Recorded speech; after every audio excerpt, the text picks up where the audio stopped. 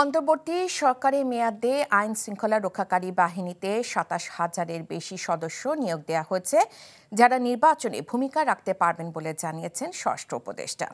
বিকেলে সচিবালয়ে আইন শৃঙ্খলা সংক্রান্ত কোর কমিটির বৈঠক শেষে একথা বলেন তিনি। মব সন্ত্রাস আগের চেয়ে কমলেও পুরোপুরি নিয়ন্ত্রণে আসেনি বলে স্বীকার করেন উপদেষ্টা।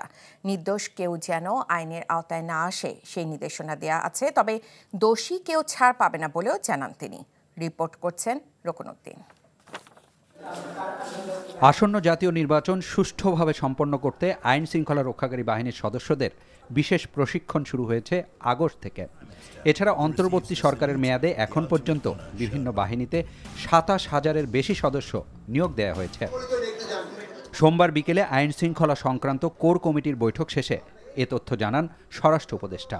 বলেন, নতুন এই সদস্যরা ভূমিকা রাখতে পারবেন জাতীয় নির্বাচনেও। নির্বাচনের ব্যাপারে আপনারা সবসময় একটা বলেন যে আমরা আইন শৃঙ্খলা বাহিনী কোনো নিয়োগই হয় নাই, এই জন্য আমি আপনাদের স্ট্যাটিস্টিক্সটা দিতেছি। ইলেকশনের আগেই মানে আমার এই পর্যন্ত কিন্তু ১৫,৮৫১ জন পুলিশ আমরা নতুন নিয়োগ দিয়েছি, যারা ইলেকশনের আগে হয়ে যাবে। তারপরে আমাদের বিজিবিতে হলো ৪,৪৬৯ জন, আনসার হলো ৫,৫৫১ জন। কারা যদিও ওই ইলেকশনের সাথে জড়িত না, তারপরও ১৫৫৮ জন। আমরা ফায়ারে নিয়োগ দিছে ২০৪ জন। বেশিরভাগই পদ সিজন হয়েছে, আর শূন্য পদও কিছু নিয়োগ দেওয়া হয়েছে। ১৫ আগস্ট রাজধানীর ধানমন্ডি থেকে গ্রেপ্তার হওয়া রিকশা চালককে হত্যা মামলায় আসামি করার বিষয়ে এ সময় জানতে চান সাংবাদিকরা। ফুল দেওয়া ঠেওয়া দেওয়ার আপনারই তো জানেন পরিস্থিতি কি।